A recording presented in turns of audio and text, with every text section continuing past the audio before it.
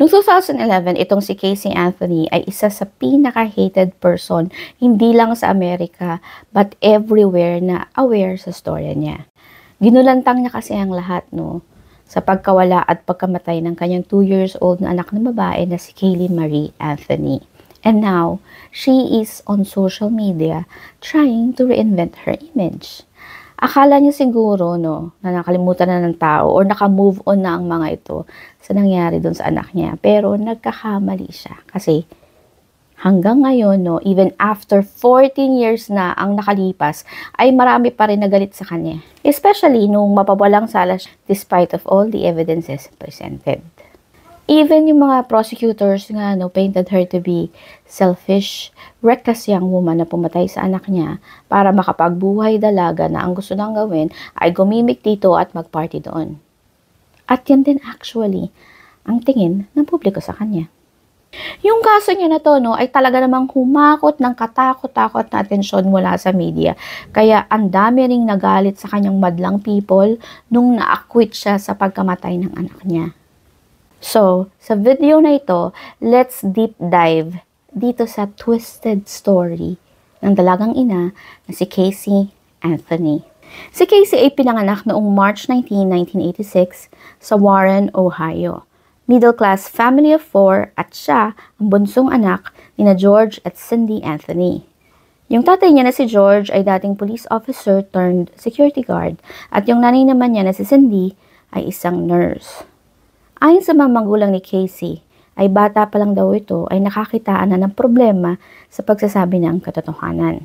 In short, pathological liar siya at na-perfect nga daw ni Casey yung kanyang pagsisinungaling at pandoloko nung high school siya, and that was 2004 nang excited yung parents niya na umattend ng graduation niya only to find out weeks before the graduation na hindi pala siya makakagraduate kasi marami siyang mga subjects na bagsak. And she lied about this for months. Then, summer of that year, nagsabi si Casey sa parents niya na natanggap daw siya as assistant sa Kodak. Pero instead na trabaho yung atupagin niya, nabuntis itong si Casey sa edad na 19 years old. And guess what? Denied siya dito until hindi na niya kayang itago. At noong August 9, 2005 nga ay ipinanganak niya si Kaylee Marie Anthony, a beautiful, playful baby girl with big brown eyes. Kung sino ang tatay niya, up until today, ay walang nakakapag-confirm kung sino talaga. Nung una pa nga, no, ay gusto niyang ipaampon yung anak niya kasi ayaw daw niya talaga dito, pero hindi pumayag yung nanay niya. Kaya ito nga, yung mga magulang niya ang naging primary caretaker ng bata. Si Casey naman, on the other hand, ay hindi nagpatinag sa pakikipag-date sa kung sino-sinong lalaki kahit kapapanganak lang niya. At dahil nga pakarat siya, nabuntis siya ulit pero nagkaroon siya ng miscarriage noong 2006. And then noong 2007, dahil nga ayaw niyang magpermi sa bahay nila para mag-alaga ng anak niya, nagsinungaling na naman si Casey na natanggap daw siya sa trabaho at yun ay sa Universal Studios. So, pag wala siya sa bahay nila, ay wala siyang ginawa, kundi mag-party at mag-clubbing kasama yung kanyang mga kaibigan kung saan-saan. And to keep up with her lies, no, na may trabaho siya, ang ginagawa niya, ay nagnanakaw siya kung kani-kanino. No, every time na nakakakita siya ng opportunity. Like sa parents niya, pati sa mga kaibigan niya, or ibang tao sa club habang nagpa-party-party sila. No? At hindi lang yan. Nagpapa-encash din siya ng cheque na pinipeki niya yung perma. Walang katapusang kasinungalingan, no? Para lang hindi siya makapag-alaga ng anak niya. Then, one day, noong June 2008, nagpaalam itong si Casey na meron daw work trip yung company nila at isasama daw niya si baby Kaylee. Nag-hire din daw siya ng nanny para mag-alaga dito. Pero alam nyo ba na since umalis itong mag-ina ay hindi na nakontak itong mga lolo niya yung bata. At dahil dito, lapis silang nag-alala. Nakausap naman daw nila si Casey pero tuwing gusto nilang kausapin or makita yung apo nila, laging may alibay si Casey na kesyo tulog, naglalaro sa labas, may binili si Yaya sa tindahan at kasama yung bata. Puro palusot na lang hanggang lumipas nga yung isang buwan na meron silang natanggap na sulat na na-impound daw or nato yung kotseng minamaneho ni Casey. So, ang nangyari ay pinuntahan ng tatay ni Casey yung sasakyan para kunin dun sa impound lot. Pero, bigla na lang siyang kinabahan kasi all of a sudden ay merong masangsang na naamoy na hindi mapaliwanag na nanggagaling dun sa trunk ng sasakyan nila. So, pagbukas nila, wala naman daw laman ito. Pero, andun daw yung malakas na amoy na parang may namatay sa loob. Okay, at some point, umuwi na si Casey sa kanila pero hindi niya kasama si baby Kaylee. At doon na tumawag yung nanay niya sa 911. My daughter was missing for a month. I just found her today, but I can't find my granddaughter. And she just admitted to me that she's been trying to find her herself. There's something wrong. I found my daughter's car today, and it smells like there's been a dead body in the damn car.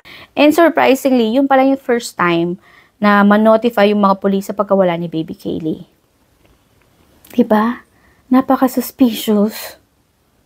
And from there nga, pagdating ng mga pulis, ay chinek nilang lahat nung nandun sa loob ng property ng mga Anthonys, including yung kotse na ginamit ni Casey. Now, bukod sa andun pa rin yung masangsang na amoy, nag-positive din ito sa chloroform at human decomposition test. Very coincidental, diba? Na meron talagang foul play na nangyari. Pero yun nga, itong si Casey ay pinagpipilitan pa rin na buhay pa raw yung kanyang anak na si baby Kaylee and she's just somewhere out there. During the interrogation ng mga police, ang sabi nitong si Casey na iniwan daw niya si baby Kaylee dun sa yaya niya at marahil daw itong yaya niya ang kumidnap sa anak niya. At ang pangalan daw ng yaya niya ay Yaya Zanny. So, yung mga police sa kanya. At sabay tanong na, 31 days na nawawalang anak mo, bakit hindi mo inireport? Ang sagot naman ni Casey ay kasi daw, nagang busy siya sa pagre-research para mahanap din yung anak niya. Noong pinaturo ng pulis, kung saan nakatira itong si Yaya Zanny, ay dinala sila ni Casey sa isang apartment. Pero pag-check ng mga pulis doon sa apartment, abandonado na pala itong lugar na to. At wala nang nakatira doon since 5 months ago. At wala din daw Yaya Zanny na tumira doon. So, Casey lied again. At dahil dito, bam! Inaresto si Casey ng mga polis. Dahil wala daw naman pala ito talagang yaya. Like I said earlier, na itong news na to ay naging very controversial. Hindi lang sa Florida, but nationwide. Kaya, maraming nag-volunteer para maghanap sa nawawalang bata. But unfortunately, hindi nila natagpuan si baby Kaylee.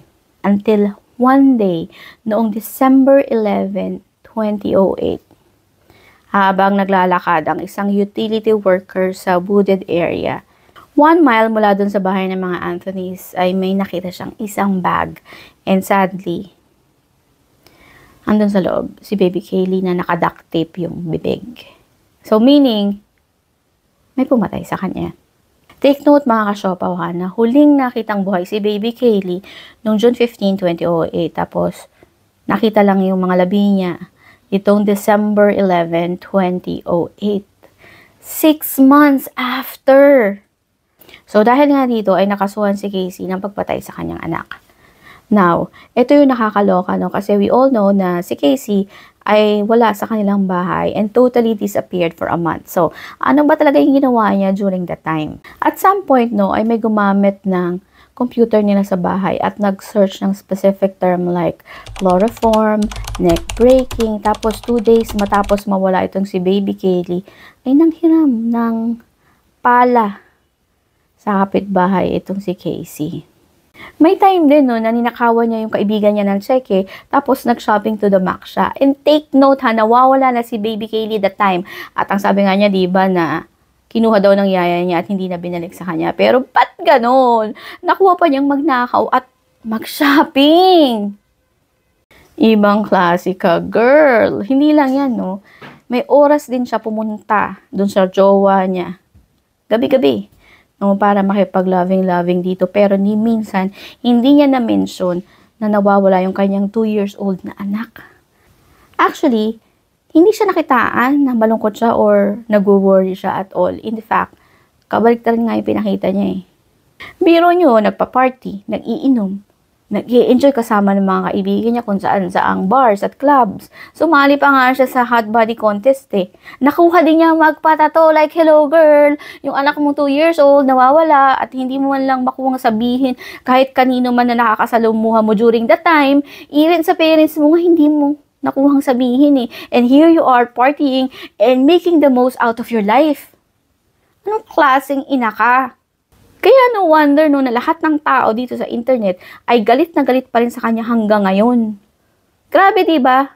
Fast forward after ng trial, no, on July 5, 2011 ay napawalang sala din itong si Casey. At yun nga, yung depensa sa kanya ay hindi naman daw talaga na-kidnap itong si Baby Kaylee, kundi accidentally na nalunod dun sa kanilang family pool.